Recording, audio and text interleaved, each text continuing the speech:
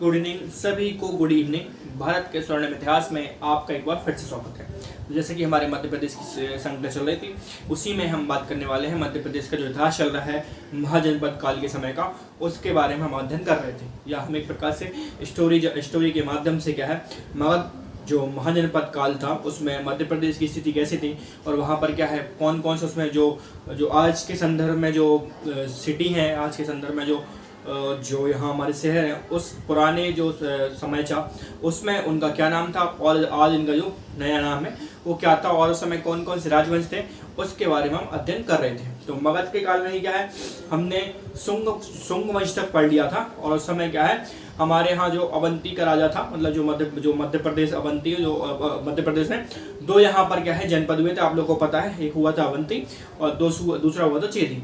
तो यहाँ पर क्या है, अवंती का उस समय जिस समय शुंग वंश था उस समय अंतिम शासक था नंदीवर्धन। तो उसके बाद हम बात करें मौर्य की। इसके बाद क्या है, मौर्य आते हैं।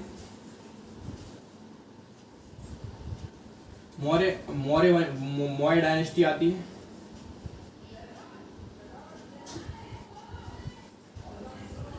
मौर्य डायनेस्टी आती है। इसके बाद तो मौर्य जो हमारे, इसके बाद क्या है, मौर्य डायनेस्टी आती है। तो मौर्य डायनेस्टी में जो यहाँ पर क्या है, जो हमारा जो मध्य प्रदेश है, जो कि अवंती और चेदी, इस समय क्या है, जो अवंती है वो भी क्या है, जब यहाँ पर मौर्य साम्राज्य चल रहा था तो मौर्य साम्राज्य में यहाँ ये कहाँ पर था, मगध में क्या चल रहा था, यहाँ पर मौर्य डायनेस्टी। तो इसी के अंतर्गत ही क्या है, यहाँ पर हमारा जो अवंती है वो भी इसके ही क्या है, अधीन था। किसके? मौर्य साम्राज्य के अधीन था। यहाँ पर हम बात करें किसकी, सम्राट मौर्य में यहाँ पर हम बात करें तो सबसे पहले चंद्रगुप्त मौर्य हुए। आपको पता है, इसका इतिहास पढ़ा है आपने, चंद्रगुप्त मौर्य। उसके बाद इसका जो पुत्र है क्या है, बिंदुसार। इसके बाद इसका जो पुत्र है बिंदुसार के बाद क्या, कौन सा पुत्र इसके बाद, अशोक। तो चंद्रगुप्त, बिंदुसार और अशोक। तो सम्राट बिंदुसार ने ही क्या है, अशोक को अवंती का क्या बनाया, अवंती का यहाँ पर क्या बनाया उसने, अवंती का क्या है, अवंती प्रांत का यहाँ पर क्या है, अवंती का प्रांतपति बनाया। क्या बनाया अवंती का इसने, क्या है, अशोक को अवंती का प्रांतपति बनाया। समझ पा रहे हो, अवंती का प्रांतपति बनाया। और जो अशोक का जो विवाह है वो क्या है, विदिशा की शकवंशी श्रीदेवी, या इसको ये क्या है, माया देवी बोलते हैं। किसकी ये पुत्री थी, ये वैश्य की बेटी थी, ऐसा कहा जाता है। तो इस क्या है, इससे क्या है, इसका विवाह हुआ। किसका? अशोक का। विवाह उपरांत क्या है, इसके क्या है, दो क्या है, दो इसके, एक लड़की और एक लड़का इससे उत्पन्न हुआ। तो संघमित्रा पुत्री का नाम और महेंद्र जो क्या है, पुत्र का नाम। बाद में क्या है, इसी ने क्या है, अशोक ने ही क्या है, इनको फिर क्या है, श्रीलंका भेजा था बौद्ध धर्म का प्रचार प्रसार करने के लिए। ठीक है, अब हम बात करें, इतना आपको समझ में आ पा रहा होगा कि भाई जो मौर्य काल था उसमें भी क्या है, जो हमारा अवंती जनपद है वो क्या है, मौर्य डायनेस्टी है उसके अधीन ही था। इतने आप लोग की बात क्या है, आपको समझ में आ रही होगी। तो अब हम बात करते हैं स्तूपों का निर्माण। तो आपको पता है अशोक ने क्या है, बहुत सारे स्तूपों का निर्माण कराया है, शिलालेखों का निर्माण करवाया है। और इसमें अब हम बात करें पहले सांची का जो स्तूप है उसके बारे में बात कर लेते हैं। अशोक ने क्या है, तीसरी शताब्दी ईसा पूर्व में क्या है, सांची बौद्ध स्तूप का निर्माण करवाया था। ठीक है, ये हो गया पहला हो गया कौन सा, सांची। अगर हम बात करें यहाँ स्तूपों की तो पहला हो गया सांची,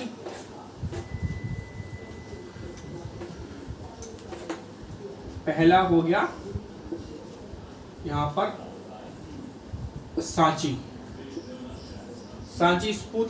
उसके बाद हम बात करें दूसरा टूमैन स्तूप हो गया। ये कहाँ पर है, ये हो गया जिला गुना यह क्या है, विदिशा तथा विदिशा और मथुरा के बीच में क्या है, एक व्यापारिक मार्ग के रूप में क्या है, एक व्यापारिक मार्ग के रूप में क्या है, प्रमुख स्थल था। कौन सा कौन सा था, टू मैन स्पूत। ये क्या है, जिला गुना और जो मथुरा है और विदिशा है उसके मध्य क्या है, प्रमुख व्यापारिक केंद्र था। अब हम अगले स्पूत की बात करें, और उज्जैन, तो ये हो गया, दूसरा हो गया टू मैन। तीसरा अगर हम स्पूत की बात करें तो तीसरा जो स्पूत है वो है उज्जैन का बौद्ध। तो क्या है, यह क्या है, सम्राट अशोक ने क्या है, अपनी पत्नी के लिए बनवाया था। और ये क्या है, टेकरी नामक स्थान पर क्या है, टीले के रूप में क्या है, ये विद्यमान है अभी भी। तो यहाँ पर क्या है, हम 3 स्पूत देख चुके हैं अभी तक, किसके, अशोक के, उज्जैन का बौद्ध,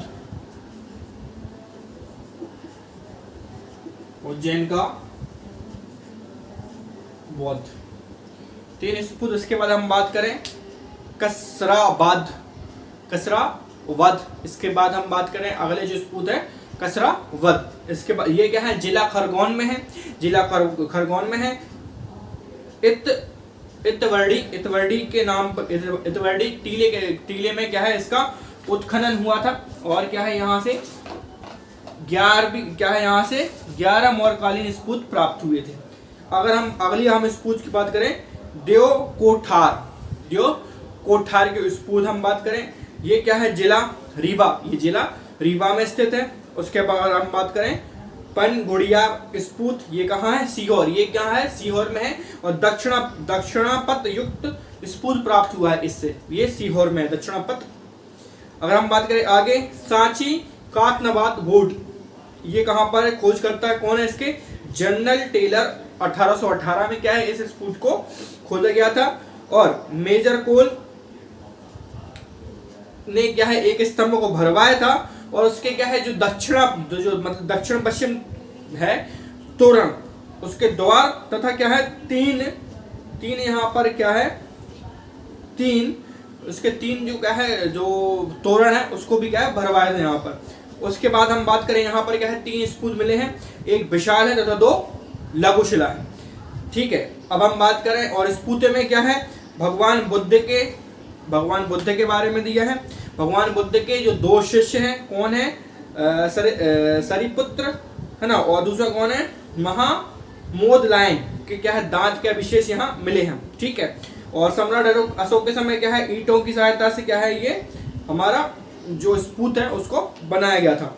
अब हम बात करते हैं जो विदिशा है उसका क्या है, विदिशा जो है उसको क्या है, वेशनगर कहा जाता था। किसको, विदिशा को वेशनगर कहा जाता था। किसको, विदिशा को वेशनगर कहा जाता था। ये जानकारी हमें कहाँ मिलती है, तो ये जानकारी हमें मिलती है किसमें, ये जानकारी हमें मिलती है जैन ग्रंथ में और जैन ग्रंथ में और ब्राह्मण ग्रंथ में। तो जैन लिटरेचर हो गया जैन में, और किसमें, ब्राह्मण में। इनमें पता चलता है जो वेशनगर है, जो क्या है, वेशनगर है, इसका ही नाम क्या है, विदिशा। तो वेशनगर ही क्या है, विदिशा का पुराना नाम है। ये जैन में और ब्राह्मण ग्रंथों में मिलता है। अब हम आगे बात करेंगे 1913 और 1914 की। यहाँ पर क्या है, डॉक्टर DR भंडारकर ने क्या है इसका उत्खनन करवाया। और विदिशा में क्या है, विदिशा में ही क्या है, हेलियोडोरस क्या है, विदिशा में क्या है, हेलियोडोरस का क्या है, स्पूत मिला है ना। ठीक है, और ये क्या है, अपने आप को क्या है, वैष्णव धर्म से संबंधित मानता था। और क्या है, विदिशा में क्या है, यहाँ पर मौर्यकालीन सभ्यता के साक्ष्य मिले हैं। तो ये था हमारा मौर्यकाल तक का क्या है, मौर्यकाल तक का सफर। अब हम बात करेंगे उत्तर मौर्यकाल की। तो उत्तर मौर्यकाल में क्या है, हमारा जो मध्य प्रदेश है वो कैसा था। तो उत्तर यहाँ पर हम बात करें लेटर लीटर मोर है, लीटर मोर है। इसका समय कब से कब तक है, अगर हम इसकी बात करें तो, अगर हम इसकी बात करेंगे इसका समय कब तक है, तो 200 से 150 ईस्वी, 200 से एडीबी ले सकते हैं अपन, या बीसी से 150 बीसी। ठीक है, इसका ये समय काल था, किसका, लेटर मोर का मतलब मौर्योत्तर कालिका। ठीक है, यहाँ अगर हम बात करें तो ये नगरीय व्यवस्था थी, नगरीय व्यवस्था थी मौर्योत्तर काल में, और मौर्य काल में भी क्या है, नगरीय व्यवस्था थी। ठीक है, और यहाँ पर क्या है, अनेक नगर विकसित हुए, जैसे अगर हम बात करें एरण, त्रिपुरी, महेशमती, भागिल, विदिशा, अवंती, उज्जैनी, पद्मावती। ठीक है, आज ये यहाँ पर क्या है, विभिन्न प्रकार के नगर हुए यहाँ पर। ठीक, अब हम बात करें यहाँ पर क्या है, सिक्के कौन से थे, तो सिक्के थे यहाँ पर आहत, कौन से, आहत सिक्के थे, आहत सिक्के क्या साक्ष्य मिले हैं। और लिपि कौन सी थी यहाँ पर, उनकी लिपि थी यहाँ पर ब्राह्मण लिपि थी। ठीक है, यहाँ तक आपने देखा। अब हम आगे हम बात करते हैं किसके, शुंग काल के समय। अब हम बात करेंगे आगे शुंग काल।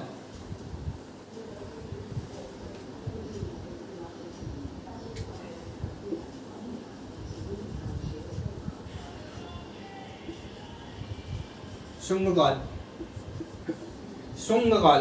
का कब से समय चलता है, तो 185 से लेकर 175 ईसा पूर्व। ठीक है, तो वैसे जो शुंग डायनेस्टी है, ये शुंग काल अगर हम इसको बोले, या शुंग डायनेस्टी इसको बोले, तो जो शुंग काल है उसका जो मतलब संस्थापक कौन है, who was the founder of Shunga वंश। तो शुंग वंश का जो फाउंडर है उसको हम बोलते हैं कौन, उसको क्या बोलते हैं, पुष्यमित्र शुंग। ठीक है, ये शुंग कौन थे, तो ये शुंग क्या है, पहले क्या है, उज्जैन के मूलतः निवासी थे। कहाँ के थे, उज्जैन के ही निवासी थे। कौन, शुंग। तो शुंग जो शुंग थे वो क्या है, उज्जैन के ही निवासी थे। और उज्जैन के निवासी थे, तो पहले जो शुंग थे वो मौर्य है उसी की क्या है, अधीन थे, और उन्हीं की क्या है, सेवा में संलग्न थे। तो उनकी सेवा में ही थे और उनके अधीन ही थे। लेकिन क्या है, यहाँ पर पुष्यमित्र शुंग ने मौर्य डायनेस्टी के अंतिम शासक जो बृहदत्त था उसकी हत्या कर दी, और क्या है, एक नए वंश की स्थापना की, जिसको क्या है, शुंग काल कहा जाता है, या शुंग डायनेस्टी कहा जाता है, शुंग वंश कहा जाता है। इतना आप लोग समझ पा रहे हो। और इसी का क्या है, पुत्र हुआ, इसी का क्या है, पुत्र कौन था, अग्निमित्र, इसी का पुत्र। यहां अपन लिखें पुष्यमित्र शुंग, ये हो गया फाउंडर, ये हो गया फाउंडर किसका, शुंग डायनेस्टी का। इसका पुत्र है, कौन है, अग्निमित्र। इसको बनाया कहाँ, अवंती का क्या है, प्रांतपति बनाया, प्रांतपति। कहाँ का, अवंती का इसको बनाया प्रांतपति। और इसी में क्या है, कालिदास ने मालवी को अग्निमित्रम क्या है, एक रचना की, और उसमें ही क्या है, एक इन दोनों के, किसके, मालविका, इन दोनों के मालविका, अग्निमित्र और मालविका के प्रेम प्रसंगों को क्या है, आधार बनाकर क्या है, एक बुक लिखी जिसका नाम है मालविका अग्निमित्रम। कालिदास की ये पहली रचना थी। ठीक है, दोनों के बीच क्या है, प्रेम प्रसंगों को लेकर ही क्या है, इसको आधार बनाकर यह रचना की गई थी। और इसी के अनुसार जो बुक थी मालविका के अनुसार ही क्या है, विदर्भ के यज्ञसेन को हराया था, किसने, अग्निमित्र ने। यहाँ पर क्या है, यूनानी जो राजदूत है हेलियोडोरस, वो क्या है, अग्निमित्र या पुष्यमित्र शुंग के क्या है समयकालीन ही यहाँ पर उनके दरबार में आया था। हम बात करें उसके बाद गरुड़ स्तंभ, गरुड़ स्तंभ की बात करें जो कि क्या है ब्राह्मण लिपि है उसी में क्या है उत्खनन करवाया था इसी ने। उसके बाद अपने आप को क्या है परम भागवत धर्म का अनुयायी घोषित कर दिया था इसने, हेरोडोटस ने। अब हम बात करें और क्या है सांची के स्फूर्त के पास ही इसने क्या है परिक्रमा स्थल जंगला निर्मित करवाया था इसने, हेरोडोटस ने। अब हम बरहूत की बात करते हैं। ये कहाँ पर है? यह है जिला सतना में। कहाँ पर है? जिला सतना में। इसका क्या है विशाल स्फूर्त का निर्माण करवाया इसने। सिक्के की बात करें तो इस सिक्के में क्या है वेष्टि का क्या है, वेष्टि का एक भाग है। और तोरण की बात करें तो भारतीय जो संग्रहालय है कलकत्ता प्रयागराज में इसको क्या है सुरक्षित रूप से सुरक्षित रखा गया है। और जो कनिंग है इसकी ही खोज में क्या है उन्होंने क्या है इसकी खोज की थी, तो 10 फुट लंबा और 6 फुट क्या है भाग से शेष रह गया था इसकी खुदाई में। ठीक है, बरहूत जो एक क्या है यहाँ पर एक स्फूर्त है, इसी की क्या है कनिंग ने खुदाई की थी। और कनिंग जब खुदाई कर रहा था तो 10 फुट क्या है लंबा और 6 फुट क्या है भागी शेष रह गया था। ठीक है, उसमें सिक्के मिले, तोरण मिले और ये क्या है आज भी क्या है इसका संरक्षण किया जा रहा है। तो यहाँ तक हमने देख लिया था। इसके बाद हम चर्चा करेंगे सातवाहन वंश की मध्य प्रदेश के संदर्भ में। इस काल में क्या है मध्य प्रदेश में कैसा क्या हाल रहा।